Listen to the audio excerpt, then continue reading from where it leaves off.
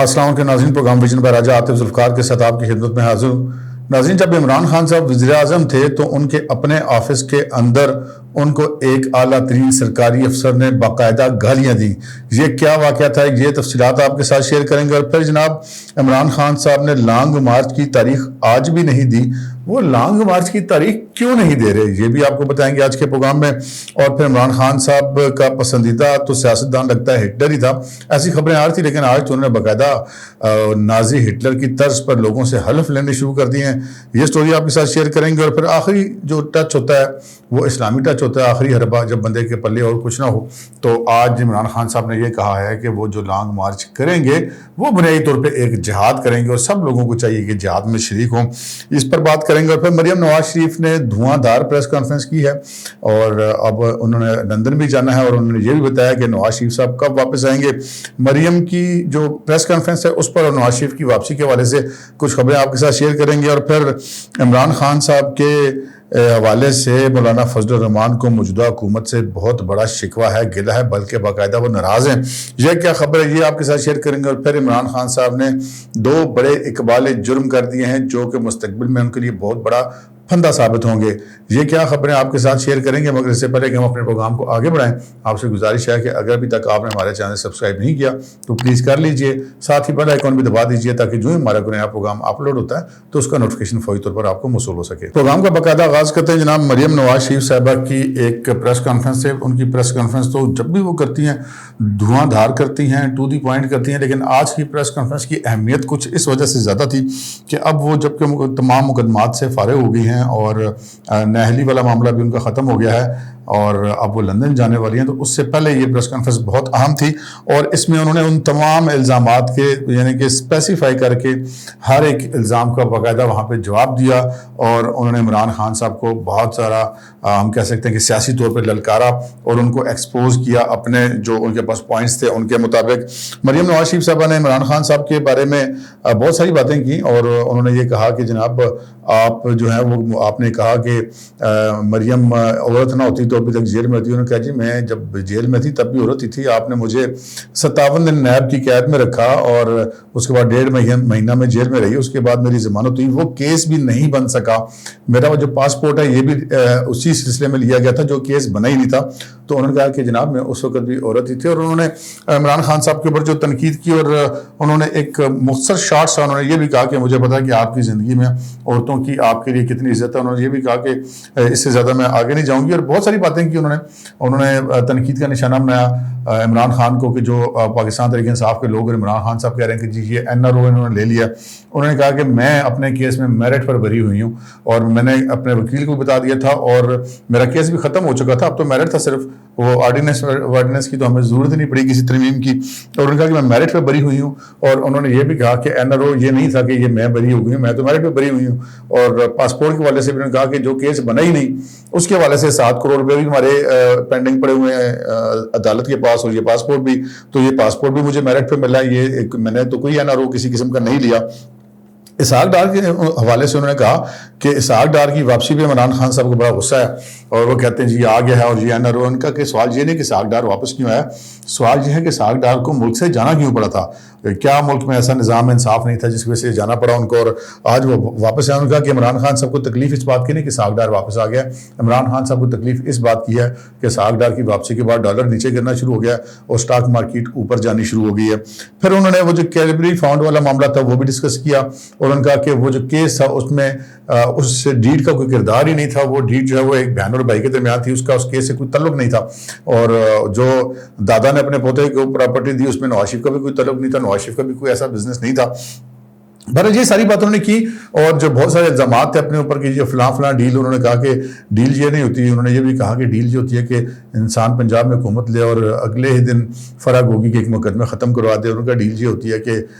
جو علیمہ باجی ہیں ان کی جو ذرائع آمدن جو ہیں اور بے حساب اثاثے ان کو کوئی نہ پوچھے، یہ ڈیل ہے۔ اور انہوں نے NROز کی بات کی، اور انہوں نے یہ بھی کہا کہ جب تک فوج آپ کے ساتھ ہے، آپ کے لیے وہ جو ہے وہ غلط طور پر الیکشن ریگ کرے، آپ آپ کا ساتھ دے, آپ کا ہر جائز نجائز میں ساتھ دے, تو فوج بھی بہت اچھی ہے, جنرل باجوہ بھی بہت اچھے ہیں. اور اب اگر وہ یہ کہیں کہ جی ہم آپ کا کسی جائز ناجائز کام میں ساتھ نہیں دیتے, اپنی آئینی حدود کے اندر رہ کے کام کریں گے, تو انہوں نے کہا کہ پھر جنرل باجوہ بھی پورا ہو جاتا ہے, فوج بھی پوری ہو جاتی ہے. پھر بلا حادثے کے اوپر آپ سپاہی سے لے کے جرنیل تک جنہوں نے اپنی جانوں کی قربانیاں دی, ان کے خلاف بھی آپ ٹرولنگ مہم چلاتے ہیں. بہرحال قصہ مختصر ہے کہ اگر میں مریم نواز شریف کی صاحبہ کی جو تقریر ہے اس کے اوپر اگر بات کروں تو یہ بہت لمبی ہو جائے گی, کیونکہ تقریر بھی ان کی جو ہے تقریر پریس کانفرنس بہت لمبی تھی اور بہت سارے سوالات بھی انہوں نے لیے اور تمام سوالات کے جوابات انہوں نے دیے. مریم صاحبہ جو ہیں وہ اب چونکہ جا رہی ہیں باہر, تو ان کا یہ کہنا تھا کہ وہ سرجری کرانے جا رہی ہیں. انہوں نے یہ بھی کہا کہ یہ بھی کہا جاتا ہے کہ یہاں پہ سرجری کیوں نہیں,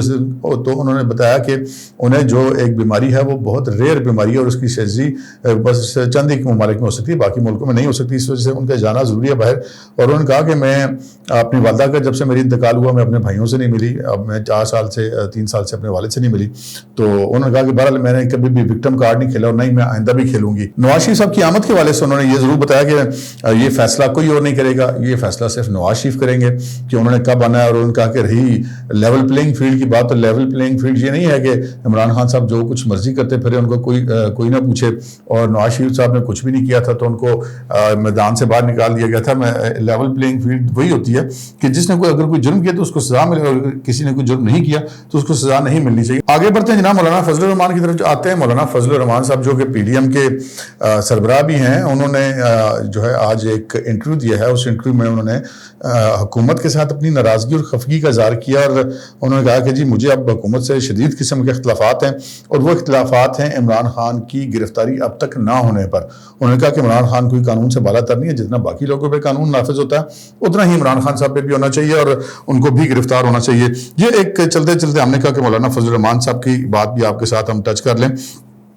آگے چلتے ہیں جی. یہ بھی اب تصویریں دیکھ رہے ہوں گے اسکرین پر,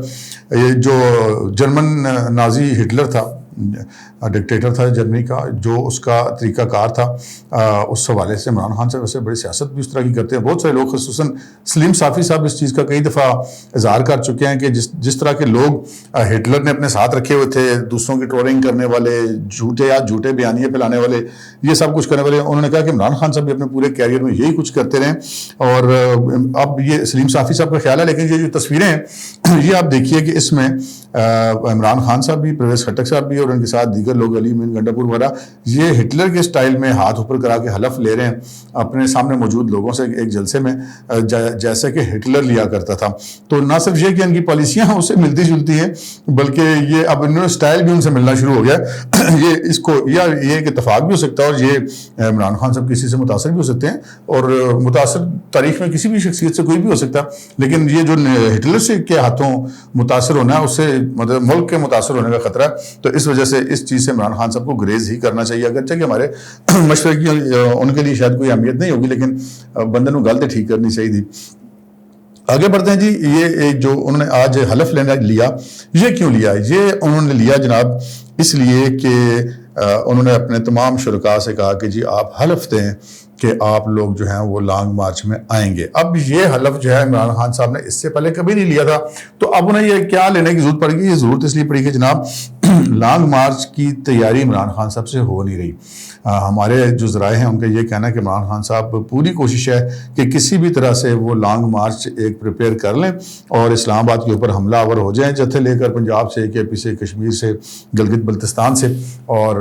اس قسم کی خبریں بھی آ رہی ہیں کہ جی کوئی ان کا منصوبہ بھی ایسا سامنے آیا کہ وہ سرکاری عمارات پہ قبضہ کیا جائے, اور یہ کوئی ایسا پہلی دفعہ نہیں ہوگا. 2014 میں وہ یہ پریکٹس کر چکے ہوئے ہیں پی ٹی وی پر, پارلیمنٹ پر انہوں نے جس طرح جو کچھ بھی کیا تھا, تو اب یہ اسی طرح کی پریکٹس کرنا چاہ رہے ہیں, یا شاید اس سے بھی زیادہ آگے بڑھنا چاہ رہے ہیں. لیکن پچھلا جو لانگ مارچ ہے اس سے عمران خان صاحب نے سبق یہ حاصل کیا کہ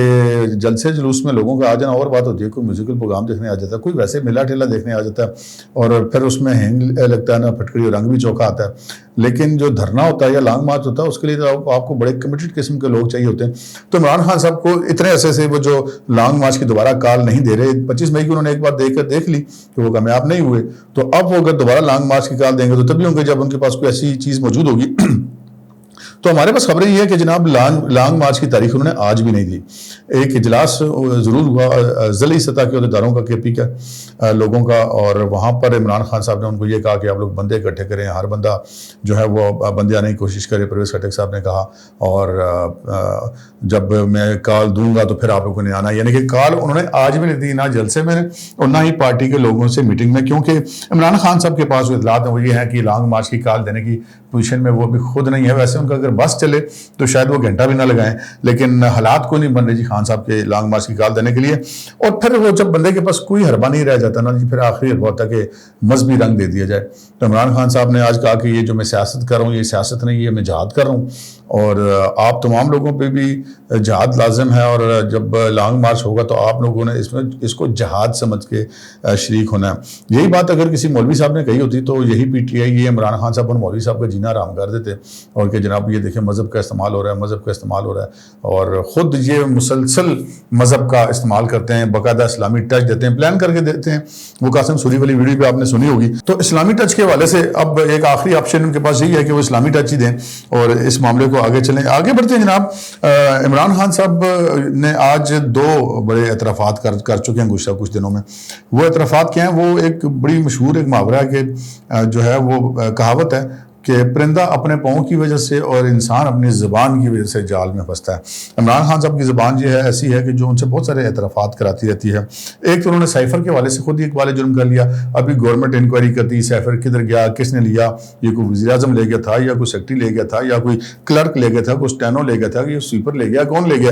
کوئی ریکارڈ کیپر لے گیا. تو عمران خان صاحب نے خود مریم میمن کو دیے گئے ایک انٹرویو میں یہ کہا کہ جناب وہ سائفر میرے پاس آیا تھا اور وہ پھر پتہ نہیں کہاں گیا, ادھر گیا ادھر گیا, اس طرح کی انہوں نے بات کی, آپ نے بھی سنی ہوگی. لیکن یہ ایک کیس انہوں نے اپنے اوپر ڈال لیا کیونکہ سائفر ایک